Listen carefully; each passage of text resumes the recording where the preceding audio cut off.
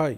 So Nathuram Godse Mahatma గాంధీని హత్య చేసిన వారిలో ఇతను ముఖ్యుడు. సో ఇతను యాక్చువల్గా గాంధీని చంపడానికి కారణాలు చాలా చెప్తూ ఉంటారు. అది నిజంగా ఆయన చెప్పిండా లేదా అనేది విషయాలు తెలియదు. కానీ జనాలలో లేదా సమాజంలో ఒక ప్రచారంలో ఉన్న వార్త ఏంటి అంటే, భారతదేశం పాకిస్తాన్ విడిపోయాక భారతదేశం పాకిస్తాన్కి ఒక 75 కోట్లు కంపన్సేషన్ లాగా ఇచ్చింది. అది నచ్చనటువంటి నాథూరామ్ గాడ్సే ఈయనని హత్య చేసేలా చేసింది అని చెప్పేసి ఒక ప్రచారం ఉంది. అలాగే చాలా విషయాలు ఉన్నాయని చెప్తారు. ఎందుకంటే ఒకే కారణం చేతనైతే ఈయన ఒక ద్వేషభావాన్ని పెంచుకోలేదు. కానీ ముఖ్యంగా ఇది ప్రచారంలో ఉన్న విషయం.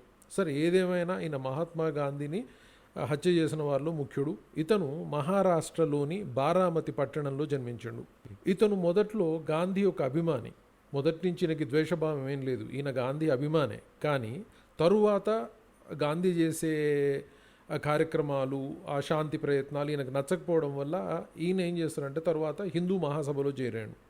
సో హిందూ మహాసభ అనే ఒక రాజకీయ సంస్థలో చేరి ఈయన ప్రచారాన్ని చేస్తూ ఉంటాడు.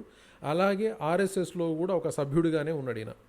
సరే, ఇది కొంత కాంట్రవర్సీ ఉంది. ఏంటి అంటే, మహాత్మా గాంధీని చంపిన తర్వాత ఈయన ఆర్ఎస్ఎస్ను వదిలిపోయిండు అని ఆర్ఎస్ఎస్ చెప్తుంది. కానీ వాళ్ళ కుటుంబ సభ్యులు, అలాగే ఆయనకు సన్నిహితులు, ఏదైతే సమాజంలో ప్రచారం చేసిన వాళ్ళు ఉన్నారో వాళ్ళు ఏం చెప్తా ఉన్నారంటే, లేదు లేదు ఈయన ఆర్ఎస్ఎస్లోనే ఉన్నాడు అని చెప్తాడు. సో ఓవరాల్గా ఏంటంటే, ఈయన ఆర్ఎస్ఎస్లో ఉన్న ఒక సభ్యుడు. ఇతని ఆలోచనలు, ఐడియాలజీ అన్నీ కూడా పత్రికలలో ప్రచురించేవాడు ఆ కాలంలో ఉన్న వాటిలలో.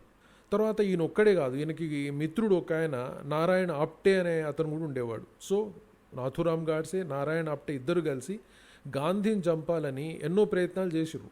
కానీ అవి ఏవి కూడా సక్సెస్ అవ్వలేదు. 1944లో ఒకసారి కత్తితో చంపాలని ప్రయత్నం చేస్తారు. కానీ ఆ ప్రయత్నం విఫలమైపోతుంది. అందరు పట్టుకుంటారు. కానీ గాంధీజీ ఏం చెప్తాడంటే, అతను వదిలిపెట్టేయమని చెప్తాడు. సో దానివల్ల ఆయన్ని వదిలేస్తారు. మళ్ళీ సెప్టెంబర్ 1944లో మళ్ళొకసారి ఆయన గాంధీ మీద హత్యా ప్రయత్నం చేస్తాడు. అప్పుడు అరెస్ట్ చేస్తారు. కానీ మళ్ళీ గాంధీ ఏం చెప్తాడంటే, వదిలేయండి, క్షమించండి అని చెప్తాడు. 1948 జనవరి 30 5:05 గాంధీ బిర్లా హౌస్లో ప్రార్థన చేద్దామని బయలుదేరుతాడు. అదే సమయంలో నాథూరామ్ గాడ్సే పిస్టల్తో వచ్చి పాయింట్ బ్లాంక్లో పెట్టేసి కాల్ చేసేస్తాడు. సో ఈ విధంగా హత్య చేస్తాడు ఆయన. వెంటనే అక్కడ ఏమవుతుందంటే, హార్బర్ట్ రైనర్ జూనియర్ అనే అమెరికన్, ఇతను కెరీర్ దౌత్యవేత్త. ఇతను ఇమ్మీడియట్గా గాడ్సే దగ్గర 2 చేతులు వెనక్కి విరిచి అతన్ని పట్టుకుంటాడు. పట్టుకున్న తర్వాత పోలీసులు వచ్చి అరెస్ట్ చేస్తారు. సో ఆ తరువాత పంజాబ్ హైకోర్టు గాడ్సే మీద విచారణ చేస్తుంది. 1949 నవంబర్ 8 మరణశిక్ష విధించారు. సో నాథూరామ్ గాడ్సే 15 నవంబర్ 1949లో అంబాలా సెంట్రల్ జైల్లో ఉరిదీసిండ్రేనని. ఈ విధంగా ఈయన జీవితం ముగిసిపోయింది. ఇది నాథూరామ్ గాడ్సే చరిత్ర.